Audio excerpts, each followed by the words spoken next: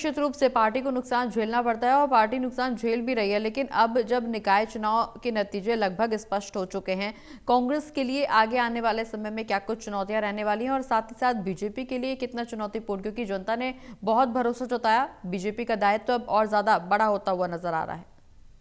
देखिए, भारतीय जनता पार्टी तो पहले से, अगर निगम चुनावों की बात की जाए तो पहले से ये तमाम इन जगहों पर भारतीय जनता पार्टी काबिज थी। अगर नगर पालिका चुनाव की बात की जाए, उपलामा की बात की जाए, तो जैसा मैंने जिक्र किया, यहाँ पर स्थानीय नाराजगी जो है, व्यक्तिगत नाराजगी है, पार्टी पर भारी पड़ गई, तमाम बड़े चेहरों पर भारी पड़ गई। तो यकीनन भारतीय जनता पार्टी की तो जिम्मेदारी बड़ी है। देखिए, जैसे जैसे आपको ज्यादा वोट मिलेंगे, ज्यादा से ज्यादा आपको जगह, अलग अलग जगहों पर अलग अलग चुनावों में जीत अगर हासिल होती है, तो यकीनन फिर पार्टी की जिम्मेदारी बढ़ती है, नेताओं की जिम्मेदारी बढ़ती है, लोगों की उम्मीदों का बोझ जो है वो बढ़ जाता है।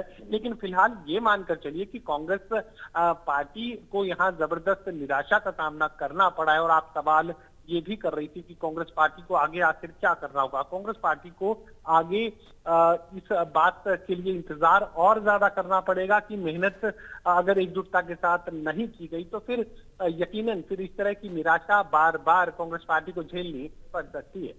बिल्कुल महेश जी, लेकिन कांग्रेस के लिए ज्यादा चुनौतीपूर्ण समय, क्योंकि अब 3.5 साल का समय कांग्रेस के पास है, काफी चिंतन मंथन की जरूरत, क्योंकि विधानसभा चुनाव में 3.5 साल का समय कांग्रेस को अपने आप में एक बार फिर से काम करना होगा, अपनी पार्टी पर स्ट्रेटेजीज तैयार करनी होंगी, क्योंकि ये लोकसभा और राज्यसभा चुनाव के अलावा, लोकसभा और विधानसभा चुनाव के अलावा निकाय चुनाव भी कांग्रेस के हाथ से चला गया। दावे जरूर किए जा रहे थे, लेकिन अब ये दावे भी धराशायी हो गए हैं। कांग्रेस की जमीनी हकीकत तलाशने कि अब कांग्रेस पार्टी को और आला कमान को खुद को जरूरत।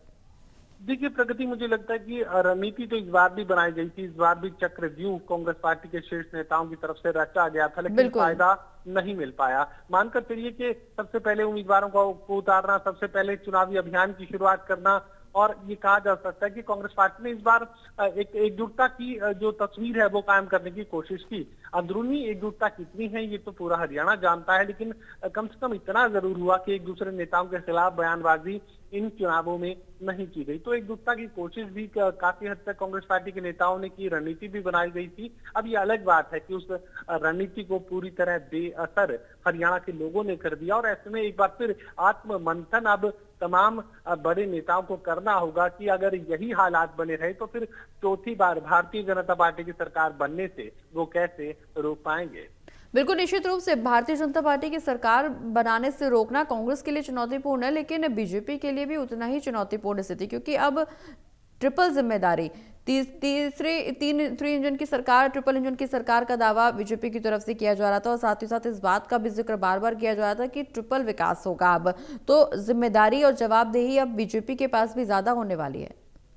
देखिए, अगर आप पद हासिल करेंगे, अगर आप छोटे छोटे चुनाव में भागीदारी करेंगे तो यकीनन फिर जिम्मेदारी बढ़ेगी, और यही भारतीय जनता पार्टी के साथ होगा। अगर आप नगर पालिका के चुनाव में पार्टी सिंबल पर हैं, अगर आप मेयर पद पर पार्टी सिंबल पर चुनाव लड़ने जा रहे हैं, तो यकीनन फिर अगर इन इलाकों में निराशा। बिल्कुल, बड़ी खबर बता दें, पंचकुला में मेयर चुनाव के लिए मतगणना अभी भी जारी है। 21 राउंड की मतगणना के बाद नतीजे घोषित होंगे, तो पंचकुला में अभी भी मतगणना को लेकर के काउंटिंग जारी है। 14वें राउंड में बीजेपी आगे है। मेयर प्रत्याशी 45,897 वोटों से आगे चल रहे हैं। मेयर कांग्रेस प्रत्याशी सुधा भारद्वाज को भी वोट मिले हैं। मेयर प्रत्याशी बीजेपी के वो आगे चल रहे हैं। पंचकुला में मेयर चुनाव के लिए मतगणना लगातार जारी है। तो बड़ी खबर अपने दर्शकों को बता दें, जो 21 राउंड की मतगणना के बाद नतीजे घोषित होंगे। बता दें कि इस दौरान 14वें राउंड में बीजेपी के श्यामलाल बंसल को बढ़त मिली है, और मेयर बीजेपी प्रत्याशी को 45,897 वोट मिले हैं, जबकि मेयर कांग्रेस प्रत्याशी सुधा भारद्वाज को 18,920 वोट मिले हैं। मेयर बीजेपी प्रत्याशी बंसल 26,977 वोटों से आगे चल रहे हैं। पंचकुला में मेयर चुनाव के लिए मतगणना लगातार जारी है। महेश जी हमारे साथ लगातार बने हुए हैं। महेश जी, आपसे चर्चा आगे बढ़ाएंगे, लेकिन इस बीच पंचकुला में जिस तरह से 14वें राउंड में बीजेपी के श्यामलाल बंसल को बढ़त मिली हुई है, मेयर बीजेपी प्रत्याशी को 45,897 वोट मिले हैं, कांग्रेस के प्रत्याशी को सुधा भारद्वाज को 18,920 वोट मिले हैं। कुल मिलाकर के बीजेपी के प्रत्याशी 26,977 वोटों से आगे चल रहे हैं। मतगणना अभी भी जारी है। अनिल जी हमारे साथ हमारे एसोसिएट एडिटर बने हुए हैं। अनिल जी, 21 राउंड की मतगणना के लिए भी अभी तक काउंटिंग जारी है, अभी मतगणना पूरी नहीं हुई है। 14वें राउंड में बीजेपी के प्रत्याशी आगे बढ़त बनाए हुए हैं। जी, आपको अपडेट कर दें कि 16 राउंड की काउंटिंग हो चुकी है और 29,700 वोट से श्यामलाल बंसल जो बीजेपी के मेयर पद के उम्मीदवार हैं वो कांग्रेस से आगे चल रहे हैं। श्यामलाल बंसल को 52,966 वोट मिले हैं और कांग्रेस की सुधा भारद्वाज को 23,266 वोट मिले हैं और टोटल 29,700 वोटों से बीजेपी उम्मीदवार श्यामलाल बंसल आगे चल रहे हैं। जी बिल्कुल, निश्चित रूप से बीजेपी के प्रत्याशी आगे चल रहे हैं, लेकिन अब बहुत ज्यादा समय नहीं रहा जब पंचकुला की तस्वीर भी साफ होगी। जी बिल्कुल, तस्वीर थोड़ी देर में साफ हो जाएगी और लगभग आप कह सकते हो कि ये सीट भी जो है भाजपा के खाते में जाते हुए नजर आ रही है। जी बिल्कुल, पंचकुला, अंबाला, सोनीपत, अब तीनों मेयर की सीट बीजेपी के खाते में पहुंच गई है अनिल जी। जी बिल्कुल, अंबाला, सोनीपत और पंचकुला यहाँ भाजपा ने अपना परचम लहराया है और इसके साथ साथ रेवाड़ी में भी भाजपा ने जीत हासिल की है। इसके साथ साथ सापला में भी बीजेपी ने की है और धारूहेड़ा में भी बीजेपी उम्मीदवार जीता है और एक जो निर्दलीय उम्मीदवार है वो उकलाना से जीता है, रीमा सोनी जी। चलिए, बहुत बहुत शुक्रिया अनिल जी, आप बने रहिए हमारे साथ, हम लौट रहे हैं आपके पास, लेकिन इस बीच महेश जी भी हमारे साथ बने हुए हैं। महेश जी, पंचकुला और सोनीपत के अलावा अंबाला में भी अब तस्वीर साफ होती हुई नजर आ रही है। जिस तरह से नतीजे सामने आ रहे हैं, अब पंचकुला की स्थिति भी, तस्वीर भी साफ हो रही है, क्योंकि 14 राउंड, माफ कीजिएगा 16 राउंड की काउंटिंग हो चुकी है। पंचकुला में मेयर चुनाव के लिए मतगणना हालांकि अभी भी जारी है। 21 राउंड के बाद मतगणना के नतीजे घोषित किए जाएंगे, लेकिन इस बीच 16वें राउंड में बीजेपी के श्यामलाल बंसल को बढ़त मिली है। बता दें कि मेयर बीजेपी प्रत्याशी को 45,897 वोट मिले, जबकि मेयर कांग्रेस प्रत्याशी सुधा भारद्वाज को 18,920 वोट मिले। कुल मिलाकर के 26,977 वोटों से आगे चल रही है बीजेपी। महेश जी, अब पंचकुला में भी बीजेपी की तरफ ही झुकाव नजर आ रहा है। पंचकुला की तस्वीर भी कुछ इसी तरह से कि जहां बीजेपी जीत हासिल करती हुई नजर आएगी। हालांकि 16वें राउंड में बीजेपी के श्यामलाल बंसल ने बढ़त बनाई है। 21 राउंड की अभी भी काउंटिंग होनी है।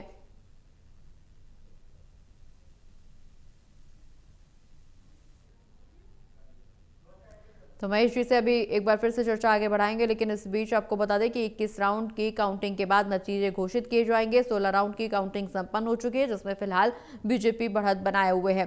कुल मिलाकर के निकाय चुनाव के नतीजे अब साफ होने लगे हैं। एक बार फिर से छोटी सरकार भी बीजेपी के पक्ष में बनती हुई नजर आ रही है। शहर की छोटी सरकार अब बीजेपी एक बार फिर से बनाने जा रही है। ट्रिपल इंजन की सरकार के तहत तो ट्रिपल विकास का दावा बीजेपी करती हुई चुनावी मैदान में उतरी थी, लेकिन अब जनता ने समर्थन दिया है, जनता ने भरोसा जताया है और ऐसे में बीजेपी का दायित्व तो अब और ज्यादा मजबूत और बड़ा होता हुआ नजर आ रहा है। महेश जी एक बार फिर से हमारे साथ चर्चा के लिए जुड़ गए। महेश जी, 14 राउंड की वोट काउंटिंग संपन्न हो चुकी है। मेयर बीजेपी प्रत्याशी को 45,897 वोट मिले। कुल मिलाकर के पंचकुला में भी अब तस्वीर साफ हो रही है, जहां बीजेपी प्रत्याशी आगे बढ़त बनाए हुए हैं।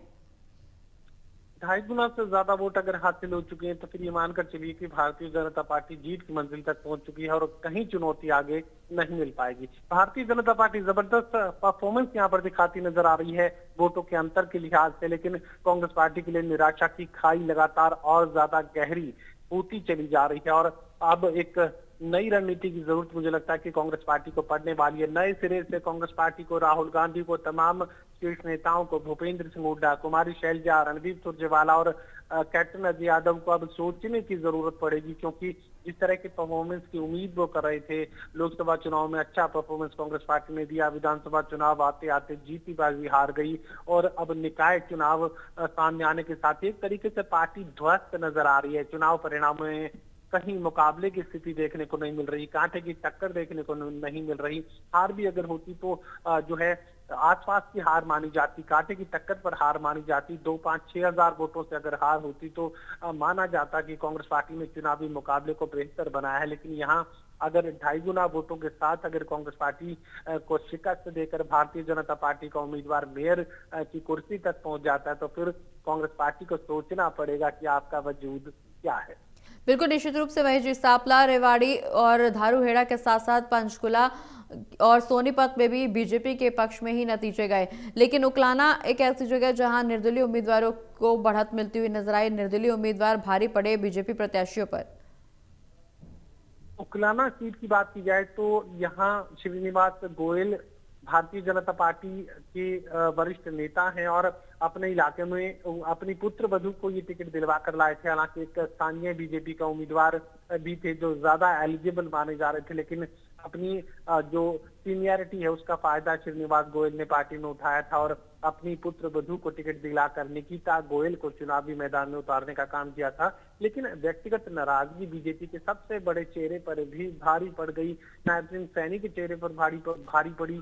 प्रदेशाध्यक्ष जो मोहनलाल बडोली हैं, उन्हें एक तरीके से यहाँ सेटबैक लगा है। भारतीय जनता पार्टी के रणनीतिकार यहाँ मौजूद थे, लेकिन वो भी कुछ खास कमाल नहीं दिखा पाए। तो ये मानकर चलिए कि कांग्रेस पार्टी के जो समर्थित उम्मीदवार हैं वो न सिर्फ कांग्रेस पार्टी के थे, बल्कि भारतीय जनता पार्टी के खिलाफ इंडियन नेशनल लोकदल ने भी रीमा को ही समर्थन दिया था। रीमा सोनी चुनावी मैदान में थी, पंचायती उम्मीदवार के तौर पर, निर्दलीय उम्मीदवार के तौर पर। तो कहा जा सकता है कि बीजेपी के खिलाफ जो लामबंदी थी वो यहाँ पर देखने को मिली और जिसका खामियाजा बीजेपी को उठाना पड़ा है। बिल्कुल महेश जी, लेकिन सवाल ये भी कि फिलहाल चुनाव में सिर्फ अब बीजेपी और कांग्रेस ही नजर आ रहे हैं। राजनीतिक दल और भी जो चुनाव में अपनी ताकत झोंक चुके, अपने प्रचार प्रसार करते हुए नजर आए, लेकिन फिलहाल बीजेपी के सामने कांग्रेस के अलावा और कोई विकल्प मौजूद नहीं है।